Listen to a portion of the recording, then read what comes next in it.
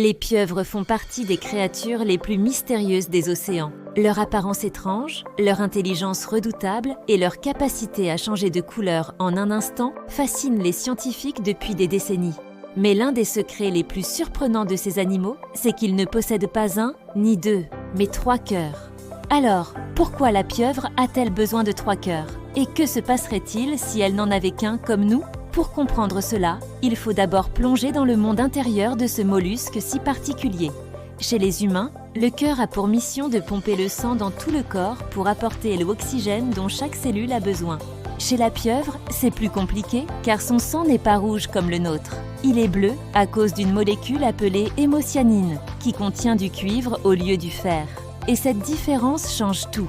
L'hémocyanine transporte l'oxygène, mais elle est moins efficace que notre hémoglobine, surtout quand l'eau est chaude ou pauvre en oxygène.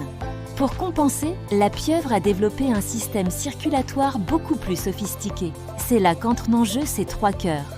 Le premier, qu'on appelle le cœur systémique, a un rôle similaire au nôtre. Il envoie le sang dans tout le corps, mais il n'est pas seul. 2 autres cœurs, appelés cœurs branchiaux, se trouvent à la base de chaque branche de ces branchies. Leur mission est de pomper le sang vers les branchies pour le réoxygéner. Autrement dit, ces 2 cœurs travaillent uniquement pour faire passer le sang à travers le système respiratoire de la pieuvre. C'est un système incroyablement efficace, sauf quand la pieuvre nage. Et c'est là que le mystère devient encore plus intéressant. Quand une pieuvre se déplace en marchant sur le fond marin, tout fonctionne parfaitement. Les 3 cœurs battent à l'unisson. Mais dès qu'elle se met à nager, le cœur principal, le cœur systémique, s'arrête temporairement. Oui, tu as bien entendu. Quand elle nage, son cœur principal s'arrête de battre. Cela peut sembler dangereux, mais en réalité, c'est une stratégie d'économie d'énergie. Nager demande beaucoup d'efforts, et son système circulatoire ne peut pas maintenir le rythme trop longtemps. C'est pour cela que les pieuvres préfèrent se déplacer lentement, en marchant sur leurs bras, plutôt qu'en nageant comme un poisson. C'est une manière de préserver leur énergie et leur santé. Cette physiologie étrange influence directement le comportement des pieuvres. Elles vivent souvent seules, dans des grottes ou sous les rochers, où elles se déplacent lentement et prudemment. Elles chassent en embuscade, utilisent leurs tentacules avec précision et leur cerveau pour planifier leurs mouvements. Elles sont capables de résoudre des énigmes, ouvrir des bocaux ou même imiter d'autres animaux pour tromper leurs prédateurs.